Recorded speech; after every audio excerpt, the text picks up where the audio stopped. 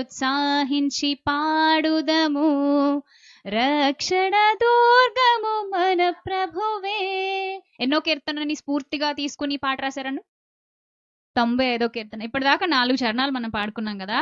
ఈ 4 చరణాల్లో మీరు గమనిస్తే పర్వతాలను చూపిస్తున్నాడు, అగాధాలను చూపిస్తున్నాడు, సముద్రాన్ని చూపిస్తున్నాడు, లోయలను చూపిస్తున్నాడు. వీటన్నింటినీ చూపించి వీటన్నింటినీ సృష్టించిన ఆ సృష్టికర్త మనకు తోడున్నాడు, రండి ఉత్సహించి మనం పాడుదాం, మన రక్షణకర్త మన ప్రభువే. అవునా? ఎంత ఎంత లోతైన భావం ఉందో తెలుసా ఈ పాటలో. ఎందుకు ఈ మాటలు నేను ప్రారంభంలోనే గుర్తు చేశానంటే, మనం చదునైన భూమి మీద బతుకుతాం. మీరు ఏ దేశంలో ఉన్న ప్రజల్ని గమనించినా ఒక ఇల్లు కట్టుకుని అలా బతకాలంటే ఒక ప్లేస్ ఫ్లాట్గా ఉండాలి.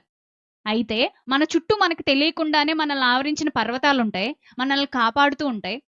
నెక్స్ట్ లోతైన సముద్రాలు ఉంటాయి, అందులో ఉన్న ఎంతో సంపద మనకు ఉపయోగపడుతూ ఉంటుంది. మన భూమిని అది కాపాడుతూ ఉంటుంది. ఓవరాల్ గా దేవుడు ఒక క్రమ పద్ధతిలో కట్టడను అనుసరించి ప్రకృతిని నడిపిస్తున్నాడు.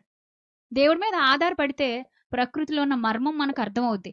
అంటే నీకు చాలాసార్లు చిన్న జీవితంలో వచ్చే చిన్న చిన్ని కష్టాలకి, ఇబ్బందులకి, మానసిక రుగ్మతలకి నువ్వు ఏమైపోతావు అంటే నలిగిపోయి ప్రపంచంలో ఉన్న కష్టాలన్నీ నాకే వచ్చినాయి అన్నట్టు ఫీల్ అయిపోతూ ఉంటావు. అంతే కదా?